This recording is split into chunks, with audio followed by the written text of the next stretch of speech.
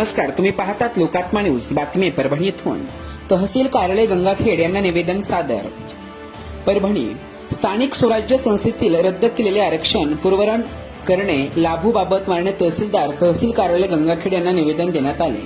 अखिल OBC प्रवर्गाचे येणारे सर्व जनसामान्यांच्या जीवनमानाचा दर्जा उंचावण्यासाठी भारतीय घटनेमध्ये सदर घटकाला राजकीय, शैक्षणिक व नोकरीमध्ये 27% आरक्षणाचे प्रयोजन केलेले आहे. त्यानुसार ते आरक्षण पूर्व लागू केले नाही व केले ते पण फार विलंबाने त्यामुळे सदर घटकातील सामान्य बहुसंख्य संख्येने असलेले प्रवर्गाला मुख्य प्रवाहात येण्यासाठी रद्द केलेले आरक्षण मारक ठरत आहे. त्या प्रवर्गाच्या न्याय हक्कासाठी संविधानाच्या तरतुदीप्रमाणे राजकीय आरक्षण रद्द करणे योग्य नाही.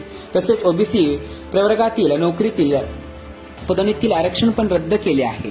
अशा अनेक प्रकारे ओबीसी प्रवर्गात अनेक मार्गाने अन्याय होत आहे.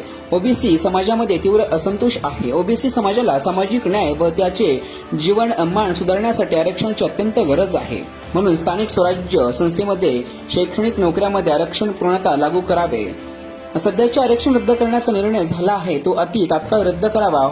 होऊ घातलेल्या स्थानिक स्वराज्य संस्थेमध्ये आरक्षण सोडत करून निवडणूक घ्यावी.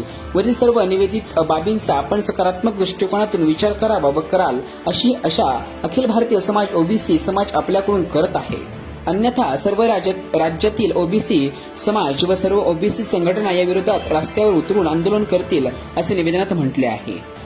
निवेदन देताना लक्ष्मण लटपटे, प्रदेशाध्यक्ष ओबीसी फाउंडेशन महाराष्ट्र राज्य, महादेव इंगळे अध्यक्ष वडार ओबीसी मराठवाडा, योगेश फड युवा अध्यक्ष ओबीसी परभणी, लालू जाधव अध्यक्ष मी वडार महाराष्ट्र परभणी, राहुल इंगळे तालुका सचिव ओबीसी, रोहिदास लांडगे सामाजिक कार्यकर्ते गंगाखेड आदींची उपस्थिती होती.